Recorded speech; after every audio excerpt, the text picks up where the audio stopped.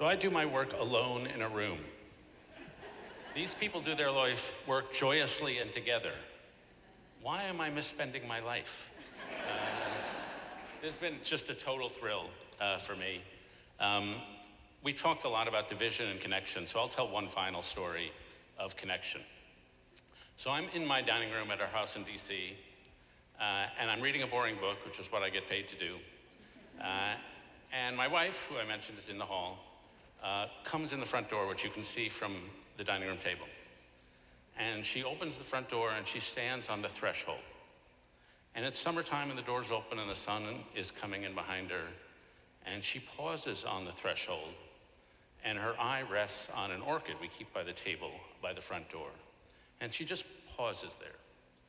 And she doesn't even realize that I'm there, because that's the kind of charisma I have.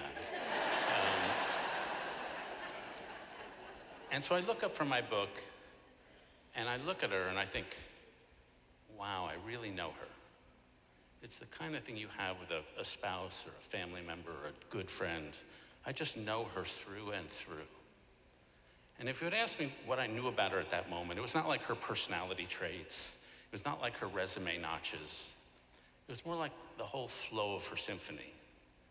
The lifts and rises of her music, the incandescence of her personality, the occasional flashes of fierceness, just the whole symphony. It was almost as if I wasn't looking at her, I was looking out from her. And when you're talking about deep human connection, it's, when you're really connected with somebody, you know, even just a little, how they see the world.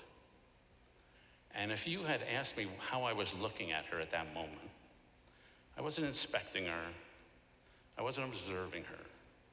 The only word in the English language I can think of to describe how I was looking at her was a biblical word, which is beholding. I was just beholding her, which is a form of grateful receiving, almost as a form of adoration. And it was just a tremendous experience, just a beautiful moment. And a couple weeks after it happened, I told some friends about the experience, and they said, yeah, that's what we do to our grandkids. We just behold them. And so that's like human connection at the apex. And in the climate in which we live, it's become more difficult. We live in a brutal time. The famous dates of our century are bad dates. September 11th, January 6th, October 7th.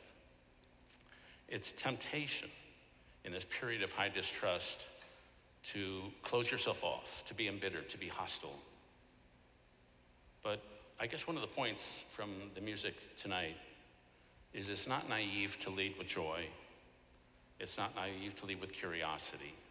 It's not naive to lead with respect and vulnerability. A few months ago, I was at a hotel bar, and if you had looked at me, you would have thought, sad guy drinking alone.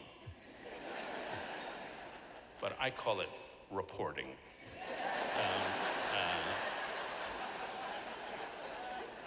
And I was on Twitter and I was doom scrolling, and there were these brutal images coming from the Middle East.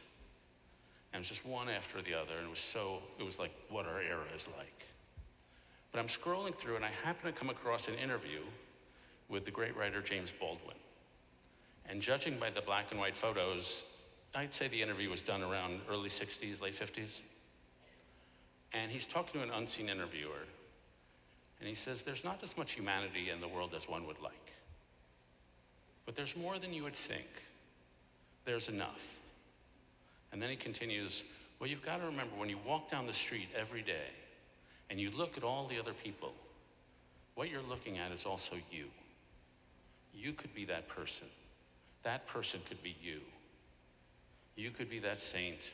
You could be that monster, and you've got to decide for yourself who you want to be. And this country treated James Baldwin terribly on account of his race. And he had every right to be embittered. But he clung to the central humanistic truth. Every person you meet could be you. You could be that person. And when I saw that grip on humanity, the phrase leapt into my mind, defiant humanism. defiant humanism. And I think that's sort of what we're called upon to be in these bitter and hard times. Society only gets recovered if the connections come one by one, ground up, and the sparks will rise. Thanks very much.